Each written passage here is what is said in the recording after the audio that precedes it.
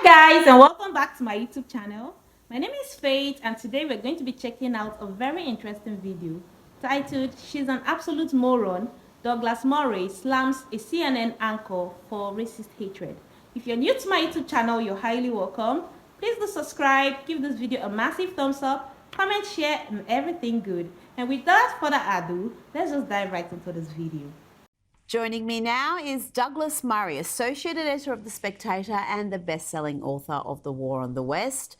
Douglas, we've seen an outpouring of grief and gratitude after the Queen's death, but also it's revealed just how twisted and divorced from reality some leftist publications have become, none more so than the New York Times. You've written about the paper's hostility against Britain. What's driving the type of coverage we've been seeing from the New York Times? Well, I'm afraid that the New York Times, I've written about this quite a number of times in recent years, since 2016 has just had an unbelievable animus against Great Britain. It seems not to have been able to forgive the populace for the democratic vote that meant that we voted for Brexit. And the paper, which used to be the paper of record in the United States and used to be a very highly regarded publication, made an incredibly frivolous set of assumptions. It assumed that Brexit was the same thing as Donald Trump. It assumed that Brexit was somehow against the international liberal ideas of the New York Times. And so for the last 6 years, it's run a campaign of defamation, slander, and libel against the United Kingdom. And a quite incredible campaign. I've documented it. It's just, sometimes it's just ludicrous, like its culinary section will claim that people in Britain are basically still living on gruel and mutton.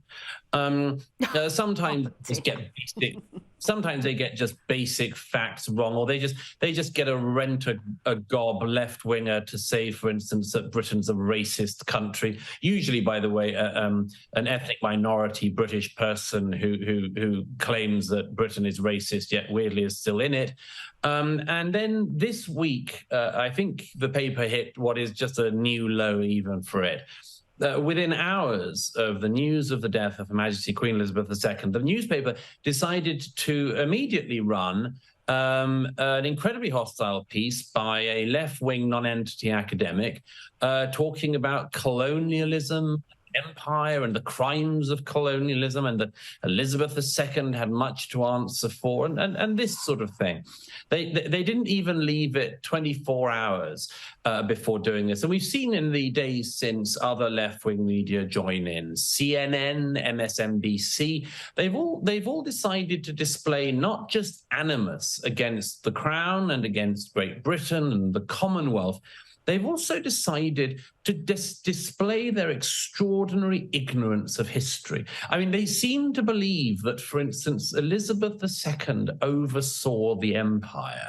They seem to believe the British royal family made its wealth from colonialism.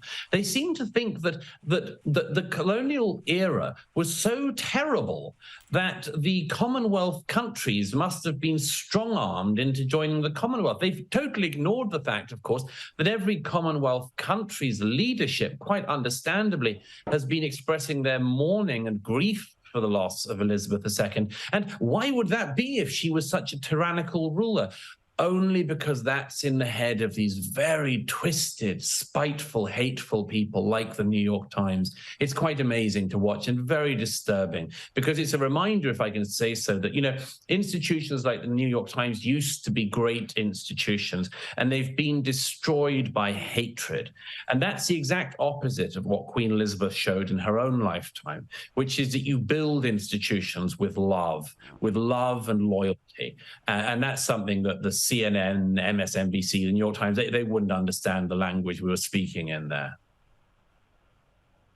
No, and it's not just the hate. As you said, it's the historical ignorance, which is astonishing, particularly when it comes from people you'd think would have a grasp of history. They're academics, they're members of the media, the working media.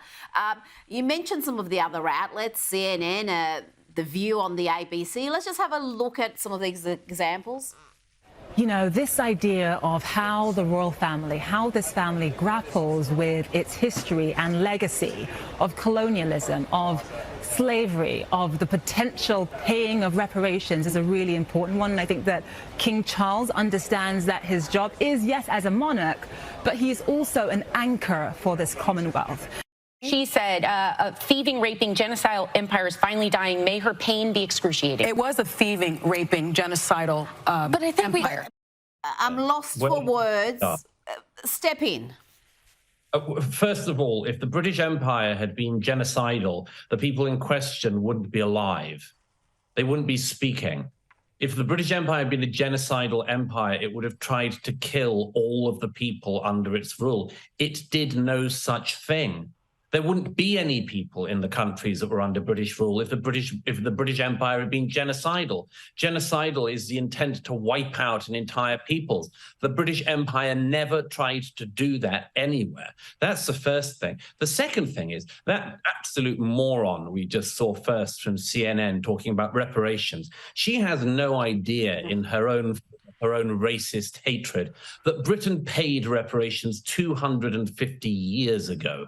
We paid reparations throughout the 19th century. We paid reparations for slavery by abolishing it under George III and then policing the high seas to ensure that slavery not only was outlawed across the British territories, but was outlawed across the high seas. We paid higher goods in Britain throughout the 19th century, higher prices in goods, because we wouldn't deal in enslaving countries such as the United States of America.